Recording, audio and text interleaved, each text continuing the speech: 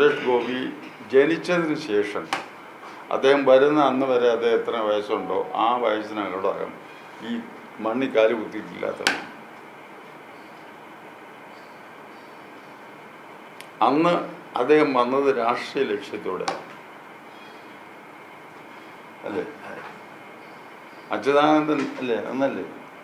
അച്യുതാനന്ദൻ എന്ന് അവിടെ പോയത് പോലെ അതെ, അച്യുതാനന്ദൻ രമയെ കാണാൻ പോയ പോലെയാണ് അദ്ദേഹം അന്ന് ഇവിടെ വരുന്നത്. സാറേ, ബഡ്ജറ്റ് മീറ്റിംഗ് നടന്നുകൊണ്ടിരിക്കുകയാണ്.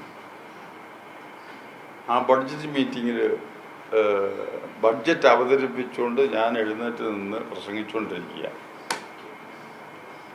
ആ സന്ദർഭത്തിലാണ് ഗേറ്റിൻ്റെ അവിടെ വന്നു ഈ സമാധി മണ്ഡപം അടച്ചിട്ടിരിക്കുകയായിരുന്നു. അവിടെ പുഷ്പാർച്ചന നടത്തിച്ച് അത് അടച്ചിട്ട് നേരെ ഹാളിലോട്ട് ഞങ്ങൾ പോവാ പതിവ്. അവിടെ ചെന്നപ്പോൾ അത് അടച്ചിട്ടിരിക്കുന്നു. സെക്യൂരിറ്റിയെ വിളിച്ച് ചോദിച്ചു. അയാൾ സെക്യൂരിറ്റിയെ വിളിച്ച് എനിക്കൊന്ന് ആ പുഷ്പാർച്ചന നടത്തണമെന്ന് പറഞ്ഞു. സെക്യൂരിറ്റി അവിടെ വന്നു, എൻ്റെ അടുത്ത് ചോദിച്ചു. ഞാൻ പ്രസംഗിച്ചുകൊണ്ടിരിക്കുമ്പോഴാണെന്ന് വിചാരിച്ചു. ഇങ്ങനെ വന്നിരിക്കുന്നു, ഇന്നാർ വന്നിരിക്കുന്നു, ഇങ്ങനെ ആവശ്യപ്പെടുന്നത് നിങ്ങളത് തുറന്നു കൊടുത്തു, പുഷ്പാർച്ചനയ്ക്കുള്ള സൗകര്യം കൊടുത്താലേ പറഞ്ഞു. കുറച്ച് കഴിഞ്ഞപ്പോൾ എൻ്റെ മുമ്പിൽ ഇരിക്കുന്നു കാളിനകത്ത് കയറി ഞാൻ പ്രസംഗിച്ചുകൊണ്ടിരിക്കുമ്പോൾ. അതെന്ത് പണിയാ സാർ? എവിടെയെങ്കിലും നടക്കുമോ? ഒരു സംഘടന അതിൻ്റെ ബഡ്ജറ്റ് അവതരിപ്പിക്കുന്ന പരമാധികാര സഭയിൽ മീറ്റിംഗ് നടന്നുകൊണ്ടിരിക്കുമ്പോൾ ആരോടും ചോദിക്കാതെ അവിടെ കയറി വരാൻ എന്താ അതിൻ്റെ അർത്ഥം? അപ്പോൾ തൃശ്ശൂർ പിടിച്ച പോലെ NSS ഒന്നും പിടിക്കാൻ പറ്റത്തില്ല.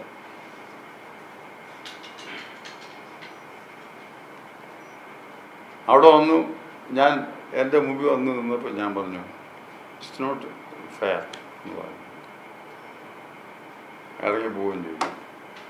വെളിയിലിറങ്ങിയ ചങ്ങേര് പറഞ്ഞു ഞാൻ ചോദിക്കാതാ വന്നത്, അതുകൊണ്ട് ഇനി ഒരു ദിവസം ചോദിച്ചിട്ട് ഞാൻ വന്ന് കണ്ടോളാം എന്ന് പറഞ്ഞു.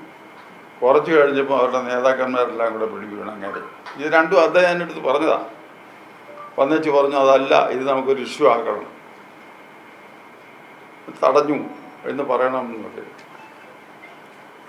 ആദ്യം അതിന് സ്റ്റേറ്റ്മെൻറ്റ് കൊടുക്കുന്നത് ഇവിടുത്തെ നമ്മുടെ ഒരു BJP മന്ത്രി തന്നെ, കേന്ദ്രമന്ത്രി തന്നെ. തിരിച്ചാക്കി. അത് കഴിഞ്ഞപ്പോൾ ഈഗം പറയേണ്ടതായിട്ട് വന്നു. അയാൾ പറഞ്ഞു. അത് കഴിഞ്ഞ് അങ്ങനെ ഇവിടെ പറഞ്ഞു എൻ്റെ ഗതികേടാണ് എന്ന് പറയുന്നത്. ഇനി ആരുടെ ആവാൻ എന്നെ പറഞ്ഞു.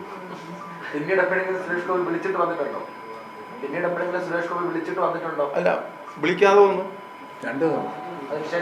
അതെ, വിളിക്കാതെ വന്നു. അപ്പം ഞാൻ അന്നൊക്കെ സ്വീകരിച്ചു, ഒരു സംശയമില്ല. ഇത് മീറ്റിങ്ങിൽ വന്നത് കൊണ്ടാണ് നമുക്കതിനകത്ത് ഉള്ളത്, അല്ലാതെ അദ്ദേഹം ഇവിടെ കയറാത്തത് കൊണ്ടൊന്നുമല്ല.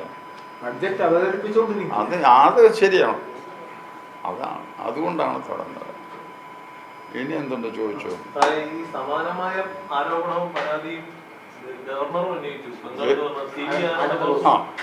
അത് വരട്ടെ, അങ്ങനെ ഓരോന്ന് വരട്ടെ. അത് ഞാൻ പറയാം. CV ആനന്ദബോസ് ഇവിടെ വന്നു. നിങ്ങൾ തന്നെയല്ലേ പത്രത്തിനകത്ത് CV ആനന്ദബോസിനെ സ്വീകരിച്ച് കാപ്പിക്കുടിയൊക്കെ കഴിഞ്ഞ് നേരെ കാറെ കൊണ്ടുവന്ന് കയറ്റി വിടുന്നത്, ഡോർ തുറന്ന് കയറ്റി വിടുന്നത്. ഞാൻ അങ്ങനെ ഒരുത്തരും ഡോറ് തുറന്ന് കയറ്റി കൊടുത്തിട്ടില്ല.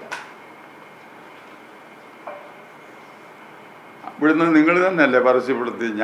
ഞാൻ പോലും ഓർമ്മയില്ലാതെ നിങ്ങൾ ചാനലിൽ കൂടെ അത് പെട്ടെന്ന് അങ്ങനെ ചോദിച്ചില്ല. ആ ചോദിക്കാത്ത ആളിനെ ഇത് പുഷ്പാർച്ചന നടത്തിയിട്ട് പോകണം എന്ന് പറയണോ ഞാൻ? അത് ആ ഒരു സാഹചര്യം അവിടുത്തെ ആ മീറ്റിങ്ങിൻ്റെ സ്വഭാവം അത് ആ രീതിയിലുള്ളതായതുകൊണ്ട് അവിടെ വെച്ച് ഖ്യാതിക്ക് അടിച്ചതാണ്. പിന്നൊന്നും മിണ്ടിയില്ലല്ലോ.